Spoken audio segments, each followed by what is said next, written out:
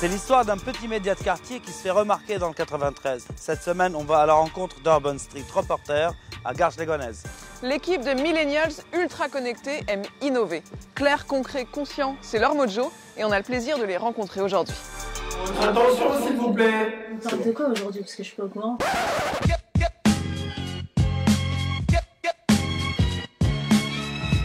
Salut à toutes et à tous, c'est le retour de l'œil du SR, votre émission hebdomadaire de la webzine Urban Street Reporter. Aujourd'hui, on va parler du plan banlieue qui est sorti la semaine dernière.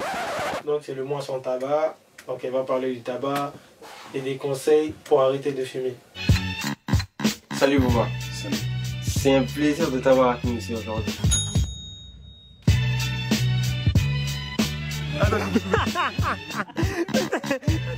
Il s'est fait encore récaler. On s'est jamais autant fait recaler. Non mais c'est bon, j'arrête ma carrière aujourd'hui. Urban Street Reporter, c'est d'abord une impulsion lancée par Hind Ayadi. On est dans le quartier de la Muette, donc c'est là où j'ai grandi. Hind s'est battue pour devenir décoratrice. En 2008, elle crée sa structure associative tournée vers la création artistique. Rien ne l'a prédestinée à ouvrir un média citoyen.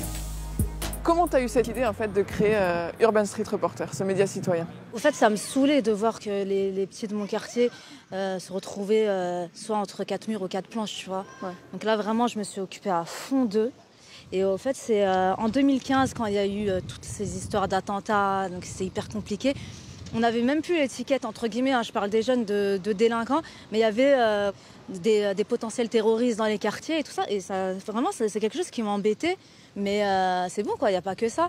Et donc, j'avais pas mal de jeunes qui venaient à l'association et qui me disaient « Ouais, je veux devenir journaliste, tout ça, mais j'ai pas les moyens pour faire des études. » On n'a pas les moyens financiers, mais aujourd'hui, on a les plateformes de réseaux sociaux, Internet et tout ça. Donc voilà, on n'a pas besoin d'eux, on va créer notre propre média. Et c'est parti de là. Comment il est perçu le média USR aujourd'hui? Aujourd'hui, on est crédible, c'est ça qui est cool. Tu vois, parce qu'avant, c'était ouais, ils sont mignons. Mais aujourd'hui, moi, je suis hyper contente parce que avant, c'est nous qui allons vers les gens, on leur disait ouais, voilà, on veut faire une interview, patati et tout ça. Et aujourd'hui, c'est les gens qui nous contactent. En plus, nous, on est des autodidactes. Bah, moi, je viens d'interviewer Fatine, j'ai eu ce plaisir. Et franchement, moi, je l'ai kiffé le livre. Vous irez lire la petite critique qu'on a écrite sur notre site internet. Et comme je l'ai dit, c'est la première fois que je lis un livre que je pleure autant, quoi.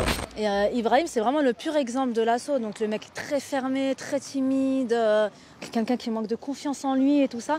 Et donc il a fait des ateliers d'écriture. Après, je l'ai boosté pour monter sur scène parce qu'il avait écrit un super beau texte. Il a une belle plume. Et voilà, c'est un peu mon bras droit, c'est mon petit frère, tu vois. Leur local est situé dans un quartier fraîchement rénové. Ici se succèdent activités manuelles, séances de coaching et les émissions d'USR. On met la rallonge, on met une lumière là, une lumière là. Aujourd'hui, l'équipe de jeunes journalistes reçoit des étudiants en droit pour parler art oratoire. Je vais mettre un peu plus centré, on va voir là. L'école ne nous apprend pas à parler. Elle nous apprend à lire, à écrire, à compter, mais jamais à prendre la parole en public. Chaque samedi, dans leur webzine, ils débattent de 3 actus en direct, local, national et international. Ibrahim est maintenant salarié et les services civiques, comme les stagiaires, se bousculent.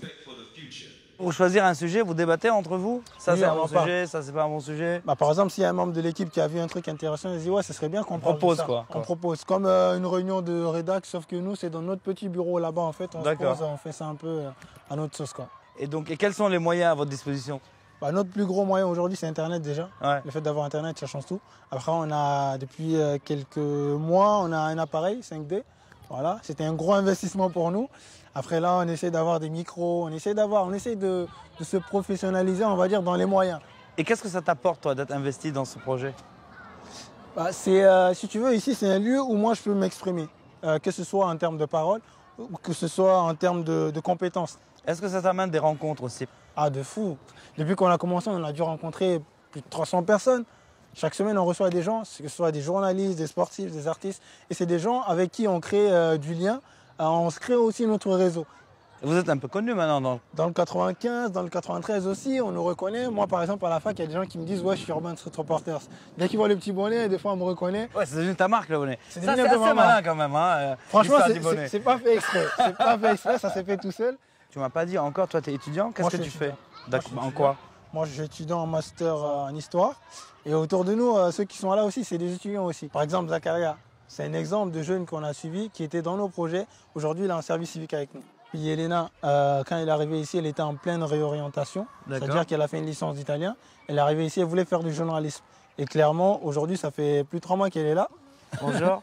Je connaissais pas du tout le montage, j'avais jamais essayé. J'avais jamais travaillé sur un Mac et ni sur le logiciel Final Cut. Il faut juste avoir envie, être créatif.